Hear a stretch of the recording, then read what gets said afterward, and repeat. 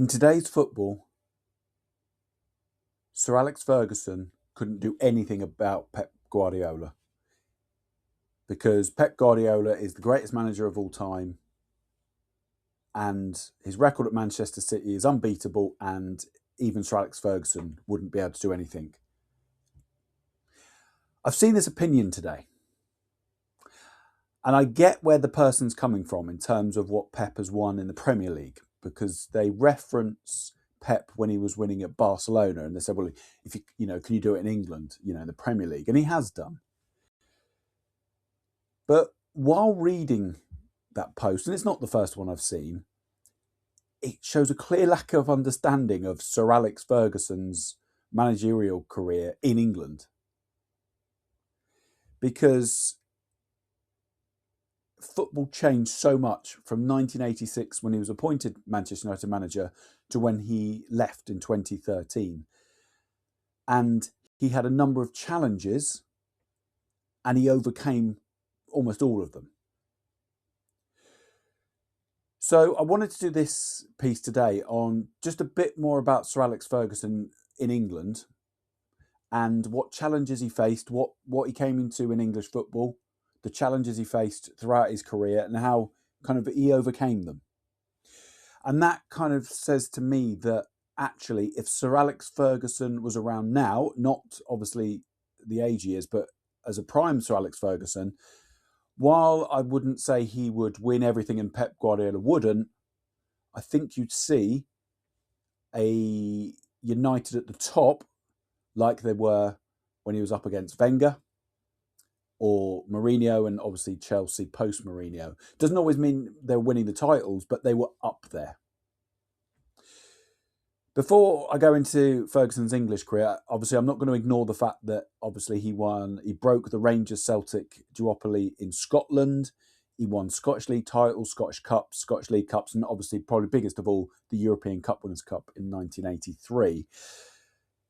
But as I say, I just want to concentrate on when he came into English football. So what was the state of English football in 1986, late 1986? Well, first thing, English clubs were banned from Europe. They had been since the end of the 84-85 season after the Heysel disaster. So there was no English clubs in Europe. Foreign players were few and far between. There were some, but not many. A lot of English talent was going abroad, either to Scotland or to France or to Italy. Obviously, this would happen over the next few years. Liverpool were the dominant team, with challenges from Everton and Arsenal in the next couple of years. But it was very much a domestic game. You had a big drinking culture across many, many clubs. Not everyone obviously did drink, but you had a big drinking culture. And for Manchester United themselves, they hadn't been league champions since 1967. And they were really a cup team. They had occasional flirts with the league, but they were essentially a cup team with a number of FA Cups won in the 1980s. So Ferguson's first challenge was to build Manchester United back up to at least challengers, and that took a good 3-4 years. Obviously, it's very well known that he was close to the sack in early 1990. How close, no one's ever said exactly, but he was close. So there would be the FA Cup win of 1990, then the Cup Winners' Cup win of 1991. But his first real tilt at winning the league title was the last season of the First Division, and he was up against a typical English manager in Howard Wilkinson and Leeds United. Now, really from this 91-92 season to the beginning of 96-97, Ferguson's challengers would be essentially the old guard, if you want. So English and Scottish managers with predominantly English, British-based teams, Scottish players, Welsh players, etc. So his first obviously challenge was Howard Wilkinson. And obviously United missed out on the title then. They did win the League Cup that season and the Super Cup. So 92-93, his challenges were Aston Villa under Ron Atkinson, and they won the Premier League, the very first one. The challenges the year after were Blackburn Rovers, so a newly enriched Blackburn Rovers after Jack Walker had started pumping in money from 3 or 4 years before. They had obviously a title-winning manager in Kenny Dalglish, and United overcame them in 93-94. 94-95, Blackburn would win the title but only because Manchester United in the end couldn't beat West Ham on the last day. But the following season, United would win the title again and do the double, their second double, as they had done in 93-94. And the challenges that year were predominantly Newcastle. Unfortunately, they fell away after a blistering start. So from 91 to 96, his challenges were essentially the old guard. Yes, Newcastle played in a slightly different way, but it was still an English manager. So Howard Wilkinson, Ron Atkinson, Kenny Dalglish, and Kevin Keegan. So there wasn't too much difference between, 1980s managers and the way British teams played. Or sorry, English teams played, I should say. But the first big challenge and sustained challenge came in 1996 when Arsene Wenger came into Arsenal.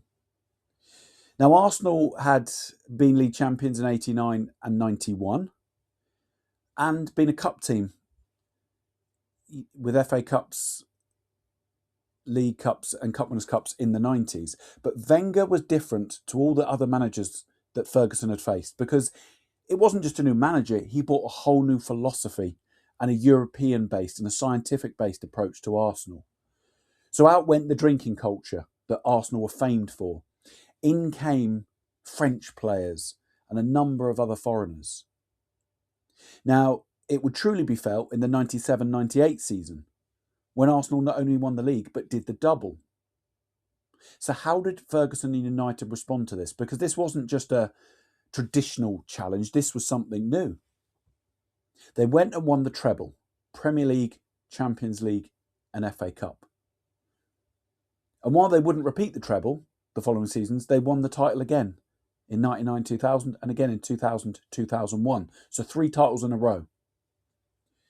But Arsenal came back under Wenger in 2001-2002. They'd win the double again. United would come back 2003. They would win the title. And then in 2004, Arsenal went unbeaten in the entire season. So from 97 to 2004, it was Ferguson versus Wenger, United versus Arsenal. And Manchester United, more often than not, came out on top. But in 2004, a new challenger appeared. So Roman Abramovich had taken over Chelsea in 2003. And while they did finish runners-up in 2003-04, it was 2004 in the summer when they bought Jose Mourinho. And they started to take a grip of the English title. So suddenly, Ferguson wasn't just fighting against Arsenal and Wenger anymore, it was Mourinho and Chelsea. And this would be a tougher battle. Because Arsenal, from this point on, would drop off. Now, when I say drop off, they still challenge for the title, but they wouldn't be winning the title again. So Mourinho under Chelsea, they win it in the first season, 2004-05, with the best defensive record in the Premier League era. They win it again in 2005-06.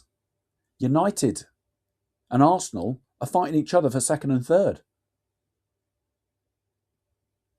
And United are actually off the pace.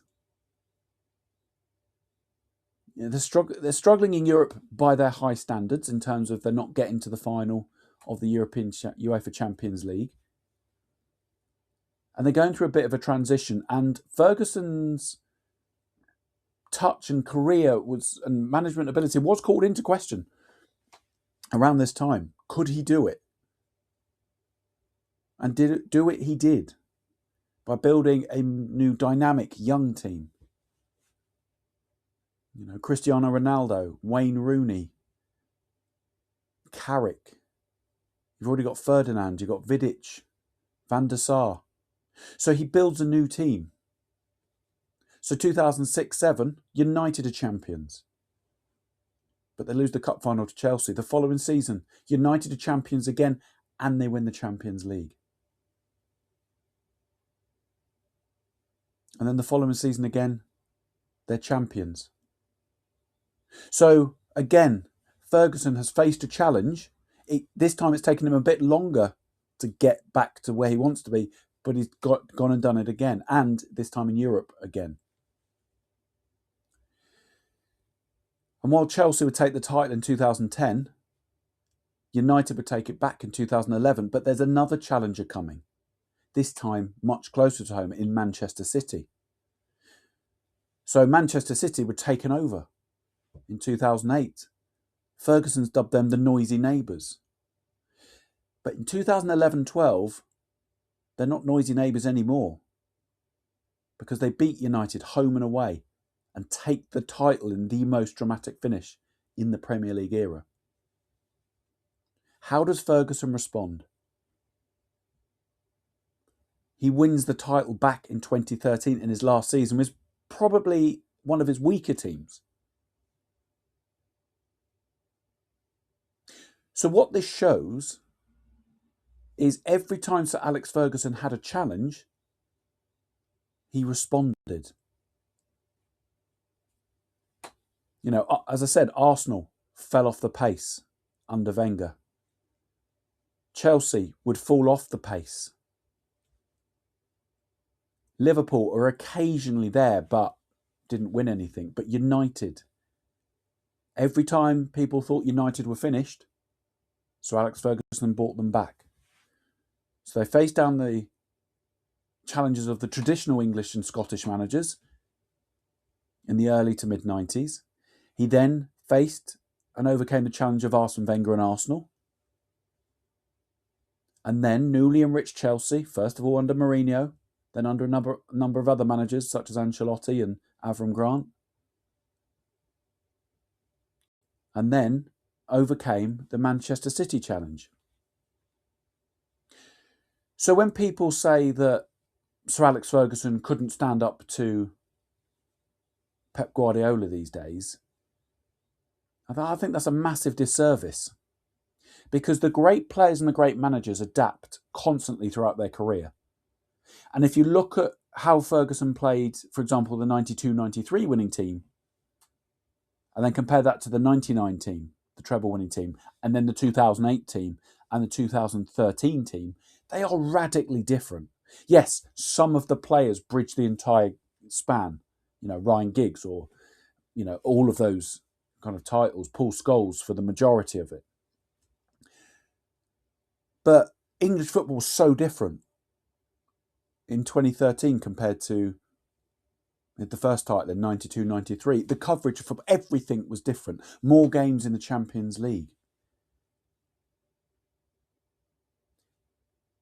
So I think it's you need to understand the history, because you can look at titles and you can look at stats, but I think with Sir Alex Ferguson, what makes him one of the greatest is the time span he spent at Manchester United and the challenges and the different type of challenges he faced throughout his career. Now, when Guardiola finally retires, he will probably be looked on a little bit the same in terms of his Barcelona team, you know, when he came into management, kind of like the late 2000s, then with his Bayern Munich team, then with his Manchester City team.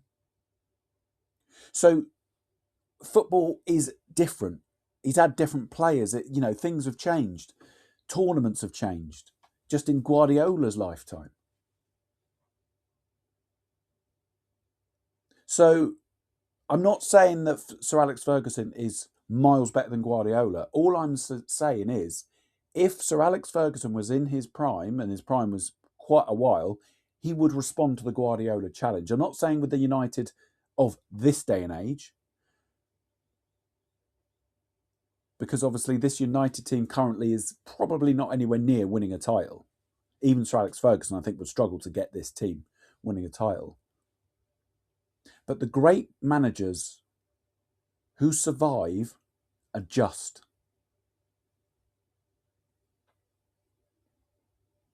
So, you know, let me know what you think. If you think that's a pile of rubbish and you think, no, he couldn't even touch Guardiola, then that's your opinion.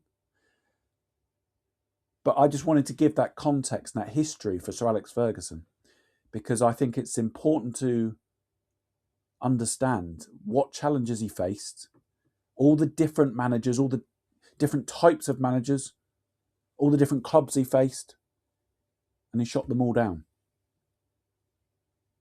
They may have got the better of him for 1 or 2 or 3 seasons, but he kept bringing United back. And that's what makes him one of the greatest managers in world football.